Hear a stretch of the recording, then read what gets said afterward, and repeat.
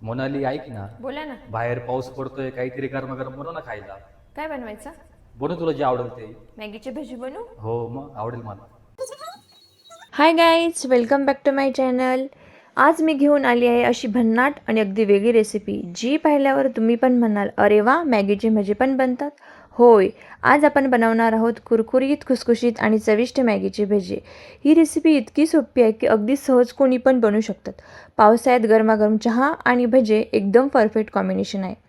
Video सुरू करण्याआधी जर तुम्हाला अशा सोप्या, झटपट आणि भन्नाट रेसिपीज आवडत असतील तर आपल्या चॅनलला सबस्क्राईब करा, व्हिडिओला लाईक करा आणि बेल आयकॉनला नक्की दाबा. चला तर मग सुरुवात करूया. सर्वप्रथम मी एक मॅगीचं पॅकेट घेतलं. एका भांड्यात पाणी गरम करून घेतले, त्यामध्ये मॅगी टाकली.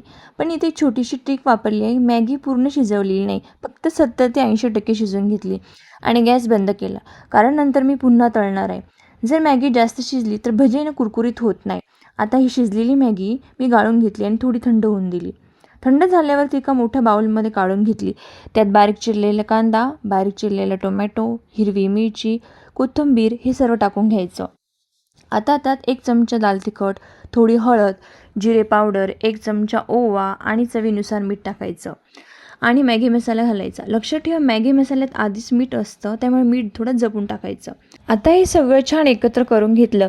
त्यात 2-3 चमचे बेसन, 2 चमचे तांदळाचं पीठ, 1 चमचा कॉर्नफ्लॉवर घातलं. तांदळाच्या पिठामुळे भजे जास्त कुरकुरीत होतात. गरज वाटली तर फक्त 1-2 चमचे पाणी घालायचे. मिश्रण जास्त पातळ करायचं नाही. भजी छान आकारात राहतील इतपत घट्ट मिश्रण तयार करून घेतलं. आता कढईत मी एका साईडला तेल गरम करायला ठेवलं. तेल मध्यम आचेवर गरम झालं की हाताने किंवा चमच्याने थोडं थोडं मिश्रण घेऊन भजी सोडून घ्यायचे. सुरुवातीला जास्त हलवू नका. 2 मिनिटांनी हलक्या हाताने पलटायचे. बघा, भज्यांचा कलर किती छान सोनेरी झाला आहे आणि मस्त कुरकुरीत होईपर्यंत तळायचे.